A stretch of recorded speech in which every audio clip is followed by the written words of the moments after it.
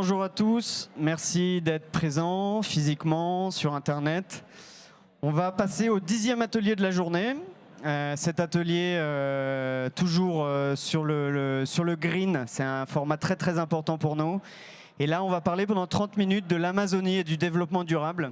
Essayer de trouver des pistes sur comment sauver le poumon de la Terre.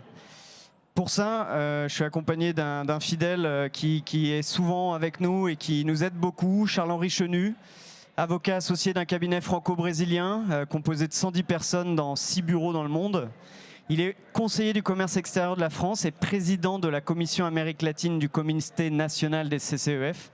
Et il est aussi consul honoraire du Brésil en France. Un grand merci, Charles-Henri, d'être avec nous. Je te laisse présenter notre expert que je remercie vivement aussi de sa présence. Et je vous souhaite un excellent atelier. Merci Alban pour cette présentation. Bonjour à tous. Je salue quelques amis conseillers du commerce extérieur qui représentent le Mexique. Il y a le Guyana, il y a des amis chiliens, il y a des amis brésiliens. Enfin bref, je crois que la zone est largement représentée. Aujourd'hui, l'ambition, c'est donc de parler de l'Amazonie, du développement durable. Le titre, c'est sauver le poumon de la Terre. Tout ça est peut-être très ambitieux. En tout cas, de voir comment les entreprises peuvent s'engager, quel est leur rôle dans cette mission, dans cette gageure, et surtout les entreprises françaises. Pour cela, je suis très heureux d'avoir avec moi aujourd'hui Pierre-Henri Guignard, que beaucoup d'entre vous doivent connaître. C'est un haut fonctionnaire de l'État, un diplomate de carrière qui a une très belle carrière au sein du Quai d'Orsay. Il a été sur la zone Amérique latine ambassadeur au Panama et en Argentine. Il a été aussi représentant permanent à l'Organisation des États américains représentant la France. Et puis à l'époque de Laurent Fabius, vous avez été en charge, nommé et en charge de la COP 21, au-delà à vos heures perdues, de cette activité d'auteur de renom sur des actions de mondialisation ou des visions de mondialisation. Bref, tout ça fait que vous êtes certainement un très fin connaisseur des questions liées au développement durable et des problèmes climatiques. Alors, ce qui nous intéresse ici, c'est votre nouvelle fonction, depuis maintenant presque 1 an et demi, d'envoyé spécial pour cette alliance pour les forêts tropicales. Et vous avez été nommé par le président Macron pour mener à bien, lancer à bien cette opération, regrouper un nombre de pays intéressés par ces forêts tropicales. Et il y en a à peu près 5 zones dans le monde. Alors ce qui nous intéresse aujourd'hui, c'est évidemment plus l'Amazonie. Vous avez franchi ce premier pas politique d'agrégation des pays, vous nous le raconterez, savoir quelles sont les ambitions politiques de cette alliance par rapport au microcosme qui existe déjà. Et puis maintenant, le second round, c'est peut-être d'appeler les entreprises, les ONG, les entreprises et les entreprises françaises à s'agréger à la cause et savoir comment des sociétés peuvent contribuer à ce développement durable de l'Amazonie, sachant que le postulat de base, c'est qu'une forêt ne survit que si elle vit. Alors c'est un peu provocateur, on ne met pas la forêt sous cloche, il faut retirer cette cloche, la faire vivre intelligemment et les entreprises ont un rôle absolument majeur dans cet axe. Bienvenue Pierre-Henri, peut-être en propos liminaire, vous pouvez nous présenter ce qu'est cette alliance pour les forêts tropicales, quels sont les enjeux, les ambitions premières politiques et les premiers pas qui ont été franchis ces derniers mois. Très bien, merci beaucoup Charles-Henri pour cette présentation très généreuse et pour cet intérêt de vous-même et de tous pour effectivement les forêts tropicales qui sont un élément essentiel de la préservation de notre planète parce que ce sont des instruments centraux en ce qui concerne le climat, la biodiversité et l'actualité vient de le prouver, la santé humaine.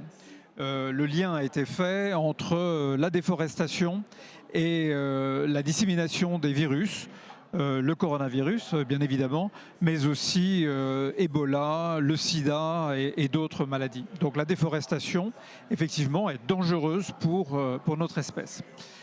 J'ai effectivement été appelé à ces fonctions il y a 2 ans, à mon retour d'Argentine, par le président de la République qui alors était président du G7 et à Biarritz, alors que nous étions à Biarritz, l'Amazonie était en flammes et la communauté internationale était inquiète de l'ampleur des incendies.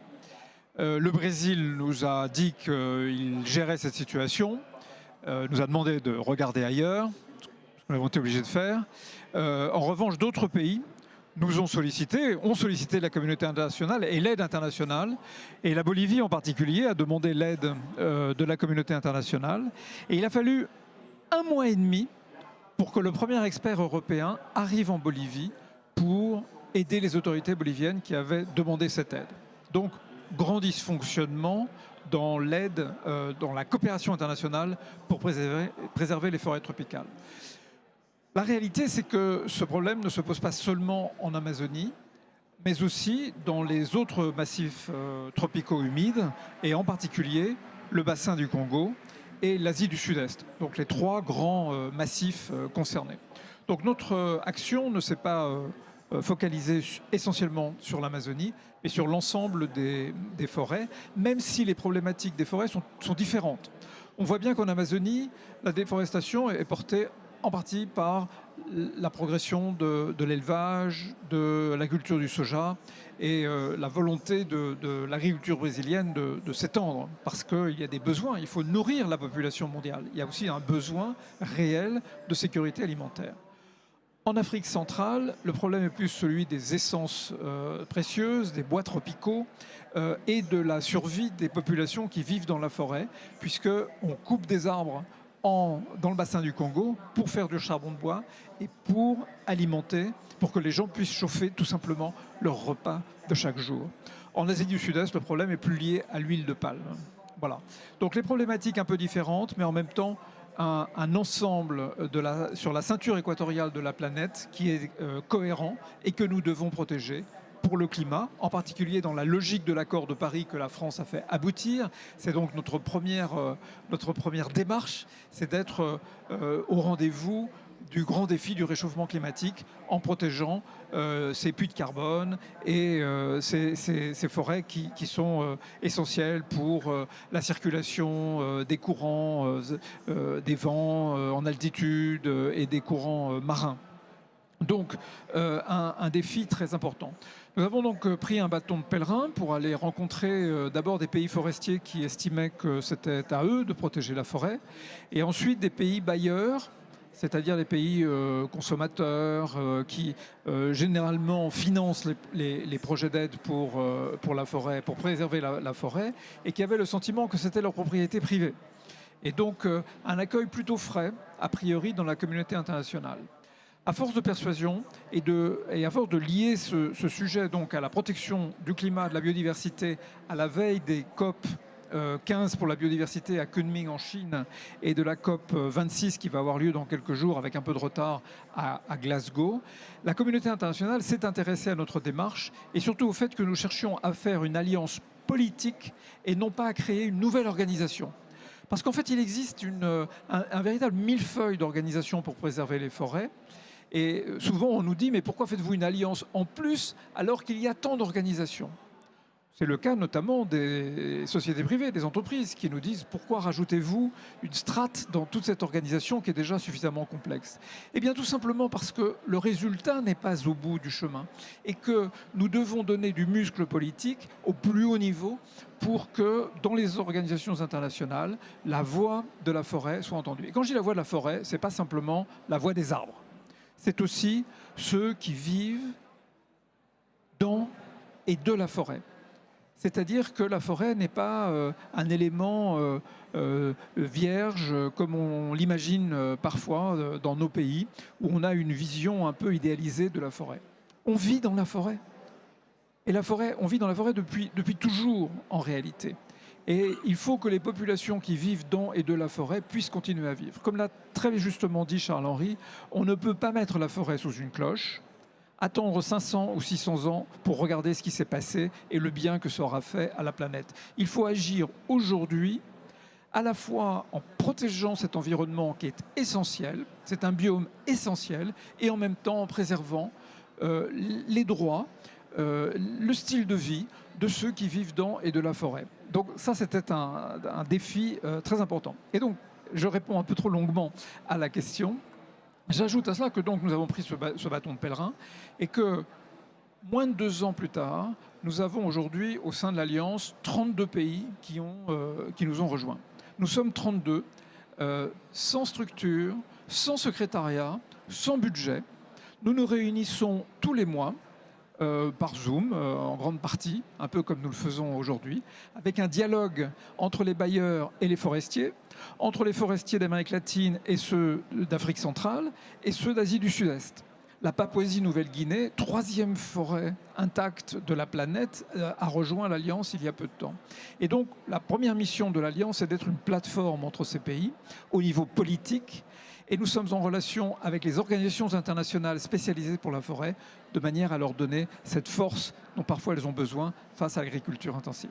Voilà, j'étais un peu long dans ma réponse. Non, pardon, c'est parfait parce qu'il fallait replacer ce cadre international et essayer de comprendre ce que pouvait apporter de plus cette alliance, parce qu'il existe déjà un microcosme très dense d'organisations internationales qui s'occupent de la forêt.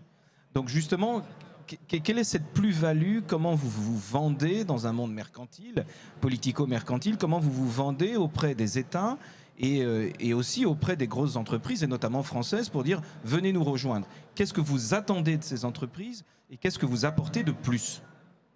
Alors, effectivement, quand j'ai pris ce dossier, je n'ai pas réinventé la roue. Mais j'ai essayé de m'inspirer de ce que nous avions fait à la COP 21, qui en réalité venait d'assez loin et avait été un travail engagé par les Nations Unies, c'est-à-dire un travail avec les différents piliers de la société civile qui sont concernés par cette problématique des forêts. Alors, les entreprises, bien évidemment, on va y revenir, mais aussi les collectivités territoriales, les populations autochtones et communautés locales, les groupes de chercheurs. Le rôle des scientifiques est extrêmement important. J'ai déjà cité les entreprises. Voilà, il y a plusieurs piliers avec lesquels nous essayons de travailler. Alors, chaque pays membre de l'Alliance fait ce qu'il veut en réalité avec la société civile. Mais la France, à cet égard, tente d'être exemplaire. D'abord, nous sommes les initiateurs de l'Alliance. Deuxièmement, nous sommes à peu près le seul pays à être à la fois un pays du Nord, bailleur. Nous avons un budget de 100 millions d'euros chaque année. Le président de la République a souhaité qu'il soit consolidé pour des actions pour préserver la forêt. Ce n'est pas rien. Et nous sommes aussi un pays forestier avec la Guyane. Et cela nous oblige. Nous devons être exemplaires à cet égard. La Guyane doit être un exemple. Nous devons travailler avec nos compatriotes de Guyane pour que leur paillage ne soit pas une menace grandissante contre la forêt, pour que l'agriculture ne soit pas une menace contre la forêt. Et je peux vous dire que les membres du gouvernement sont très engagés à cet égard. Donc, nous travaillons avec la société civile de manière à aller de l'avant. Et en France, nous avons 2 instances d'interaction avec la société civile. Une qui est absolument unique, qui est la stratégie nationale pour la lutte contre la déforestation importée, qui a été lancée d'ailleurs un peu avant l'Alliance, et qui permet aux ONG, aux entreprises, d'être dans le même espace, sous la tutelle de la ministre de la Transition écologique, qui assure le fonctionnement de cette stratégie nationale. Il n'y a pas d'exemple ailleurs dans le monde de ce type de structure permettant ce dialogue constant entre l'État, les représentants de l'État et les acteurs de la société civile. Et puis nous avons créé plus récemment un groupe national des forêts tropicales qui a une vocation un peu plus large que la stratégie nationale contre la déforestation importée, qui aussi permet ces réunions régulières.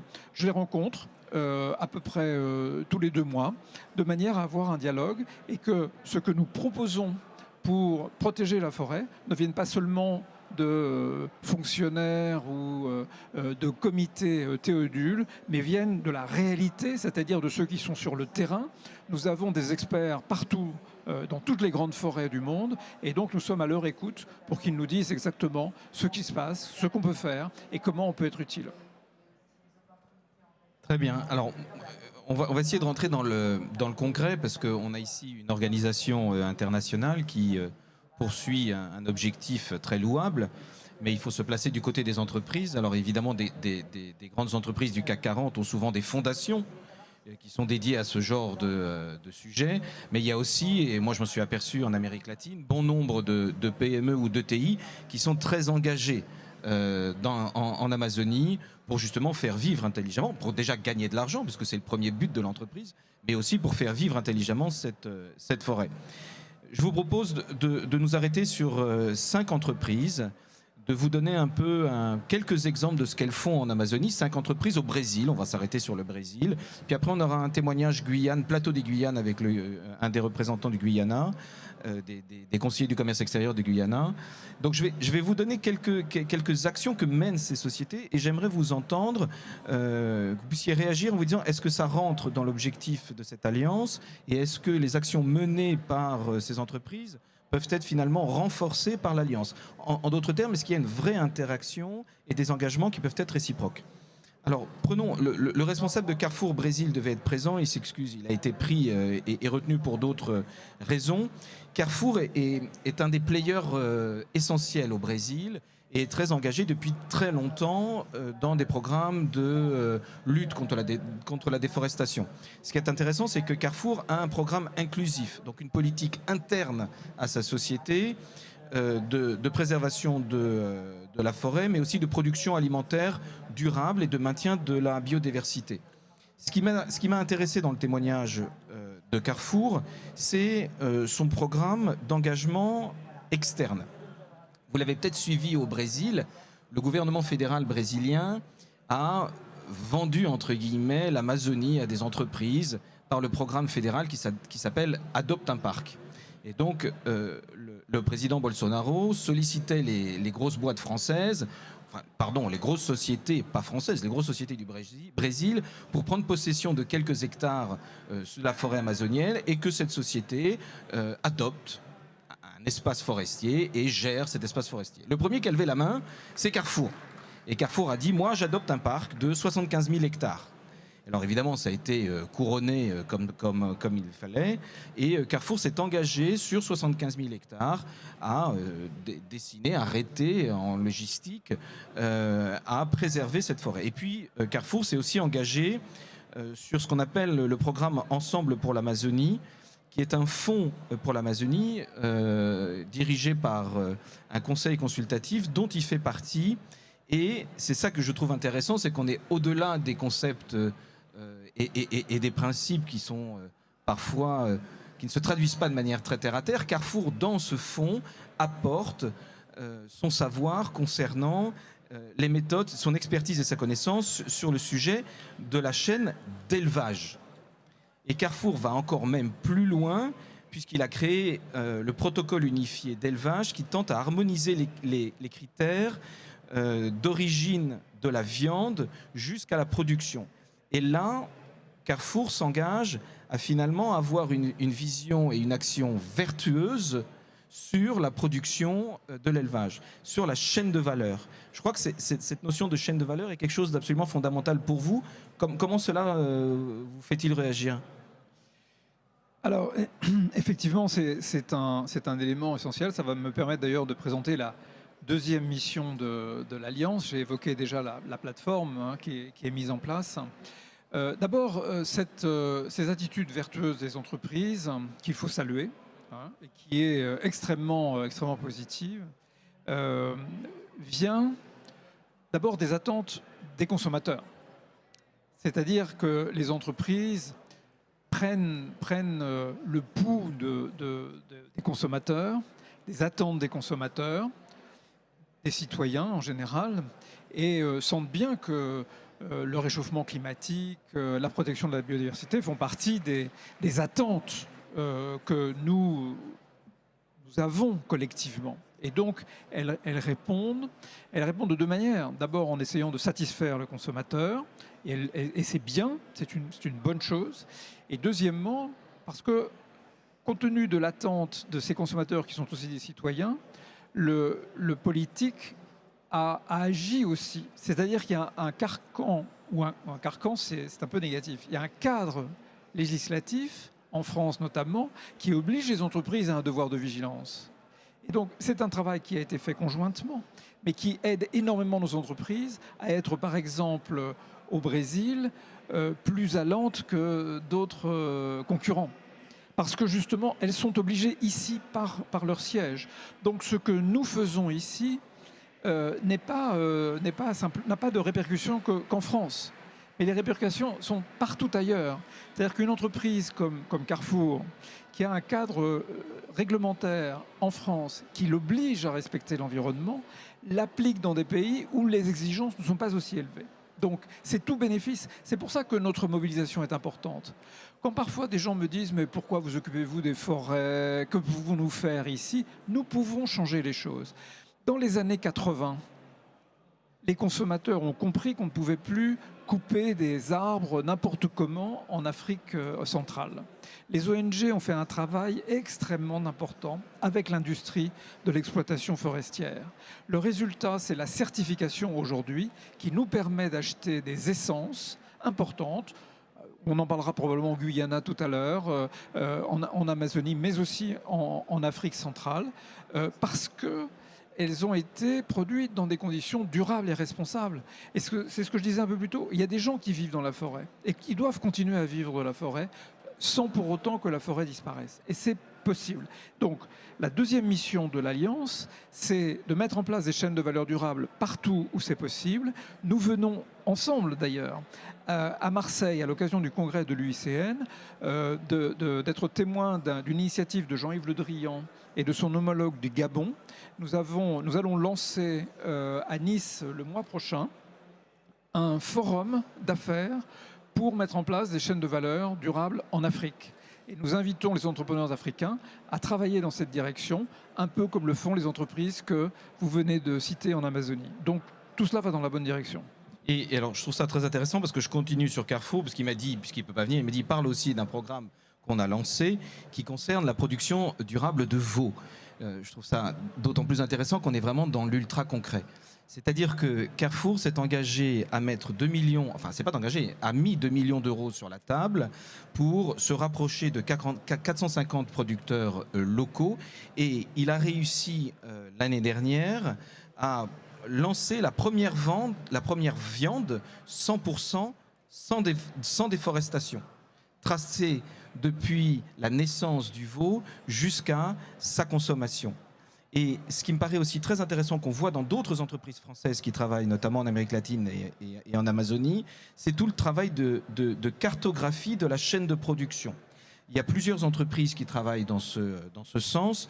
Évidemment, L'Oréal, qui est hyper engagé au Brésil et dans le monde, puisqu'il a une fondation concernant la lutte contre la déforestation, mais qui prend source naturellement en Amazonie.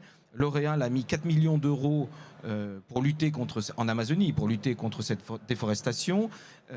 Il a aussi un programme, L'Oréal en Amazonie, d'accompagnement des femmes indigènes sur les startups pour les former à l'auto-entrepreneuriat, et une formation des enfants et l'accompagnement de ces indigènes en forêt amazonienne jusqu'à l'université ou les écoles, jusqu'à même transformer complètement ces énergies au Brésil en énergie propre et renouvelable.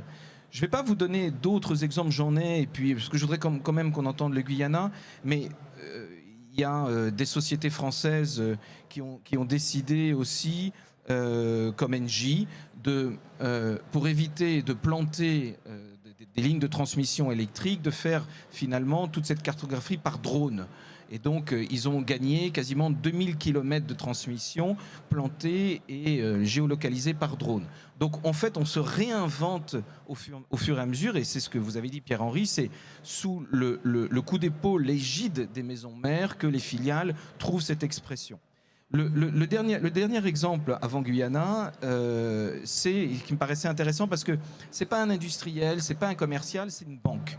Et c'est la BNP Paribas, qui est implantée depuis très longtemps maintenant au Brésil, et qui s'est engagée sur la déforestation en 2021 à ne financer que des entreprises ne produisant pas ou n'achetant pas du bœuf ou du soja provenant de l'Amazonie si ces entreprises n'ont pas de politique zéro déforestation d'ici 2025. Donc ça, c'est très concret, parce que quand vous êtes une boîte et que vous allez chercher du crédit et que vous ne jouez pas le jeu, BNP Paribas s'engage, alors c'est un engagement finalement indirect, mais qui a des conséquences directes de préservation de la forêt, s'engage à ne pas financer ces sociétés. Et c'est un engagement pécuniaire qui est assez lourd, au-delà de la fondation BNP Paribas, qui, elle, s'est engagée déjà depuis très longtemps dans ce sujet. Il nous reste 5 minutes. Vous avez peut-être des questions. Je voudrais peut-être, Christophe Sureau, qui est un conseiller du commerce extérieur Guyana, si tu peux venir pour peut-être apporter un témoignage sur la Guyana, le plateau des Guyanes, et je vais te passer ce micro-là, et la forêt. Tant que notre ami se prépare, juste une réaction sur ce qui vient d'être dit. Le sujet, d'abord, il faut saluer évidemment ces initiatives. Elles sont formidables.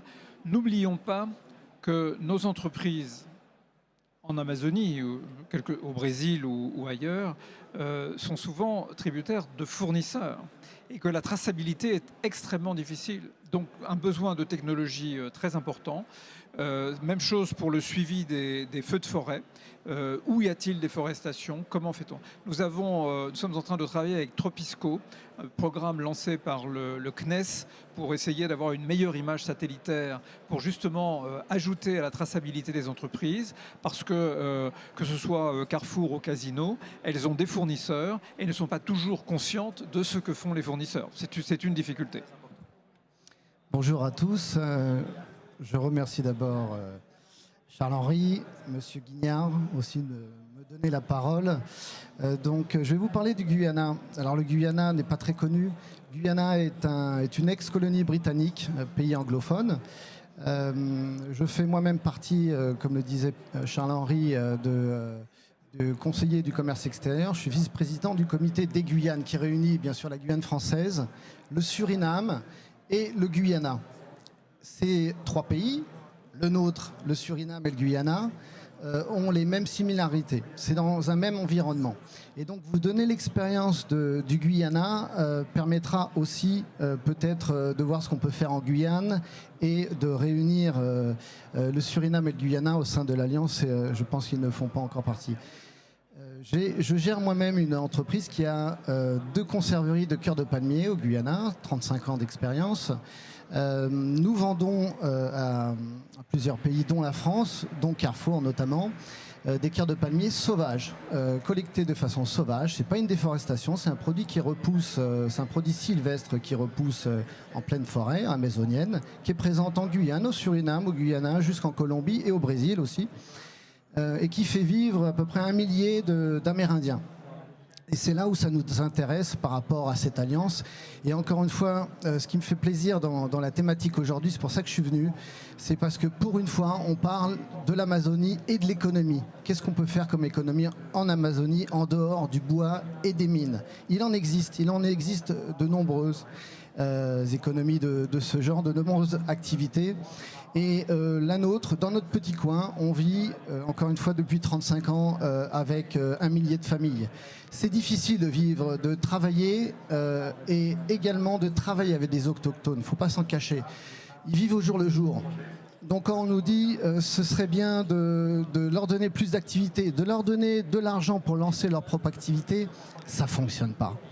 Et c'est un peu le message que je voudrais faire passer, c'est que les différents experts, les différents techniciens qui ont pu venir au Guyana, des consultants, mais au Suriname c'est pareil, avec des fonds très importants, n'ont jamais réussi leur projet. Pourquoi? Parce que c'est toujours des fonds publics. On sait comment ça fonctionne dans ces pays-là. 50% ça part au sein des politiques, le reste au sein des spécialistes. Une toute petite partie auprès de ces communautés. Finalement, ils n'ont pas de marché au bout du compte. Ce que je verrais, ma vision, c'est au contraire de substituer ces fonds publics auprès des entreprises qui sont déjà présentes et qui ont montré leur réussite dans ces pays-là. Ces entreprises qui sont là depuis plusieurs décennies. Et vous avez la partie amont, mais vous avez la partie aval, et vous en parliez, Monsieur Guignard, les consommateurs. Et c'est finalement le consommateur qui choisit. Quand vous avez une entreprise en Amazonie, vous avez une obligation de réussite. Quand vous avez des fonds publics, si ça ne marche pas, tant pis, on va en avoir d'autres. Les ONG et autres ONU, alors j'espère que l'Alliance pour la préservation des forêts sera gérée différemment, mais on voit bien que c'est ces entreprises privées qui peuvent faire bouger les choses. Il faut effectivement une certification. Il faut prouver aux consommateurs qu'on est en forêt, qu'on travaille pour la préservation de l'environnement, et ça fonctionne. C'est là que le consommateur, au final, achète nos produits, et finalement, ça revient aux autochtones. Merci Christophe, je suis désolé, on a presque déjà dépassé le temps. Alors on va essayer de ne pas regarder la montre. Il y a peut-être une ou deux questions très rapides. Merci pour ce témoignage qui méritait de développement plus ample. Pas de questions? C'est merveilleux parce qu'on termine à l'heure. Ah pardon, André Poisson. Oui, merci beaucoup Monsieur Guignard. J'ai une toute petite question qui est un peu politique. Je me rappelle très bien du G7 à Biarritz et j'ai pas le sentiment que le président Bolsonaro était sur la même ligne que celle que vous défendez. Donc comment arrivez-vous à travailler et remplir votre mission dans ce genre de contexte? Réponse en 5 secondes, ça va être compliqué. Oui, je vois que vous avez un sens de l'observation poussé et je ne peux pas vous dire le contraire. Vous avez bien vu les choses. Le Brésil ne fait pas partie de l'Alliance. Le Brésil vit sa vie et l'Alliance ne fait pas encore partie de l'Alliance, mais je ne désespère pas. La réalité, c'est que ça ne nous a pas empêché de continuer à travailler avec les partenaires brésiliens. J'ai signé quelques mois après à Madrid un accord avec les gouverneurs des États amazoniens pour une coopération franco-brésilienne, avec l'accord d'ailleurs du gouvernement fédéral. Même chose avec les maires des grandes villes d'Amazonie. Je pense que nous avons un intérêt commun qui est de défendre les forêts, quelles qu'elles soient, au-delà des difficultés politiques et du discours. Rappelons que les élections présidentielles brésiliennes ont lieu en octobre-novembre de l'année prochaine et que assez probablement une page sera tournée, ou en tout cas qu'une nouvelle page sera écrite. Voilà, le temps imparti est écoulé. Merci à tous d'avoir été aussi nombreux. On reste à votre disposition. N'hésitez pas à venir prendre attache avec Pierre-Henri Guignard, qui est toujours extrêmement disponible sur ces questions. Merci et à très bientôt. Au revoir.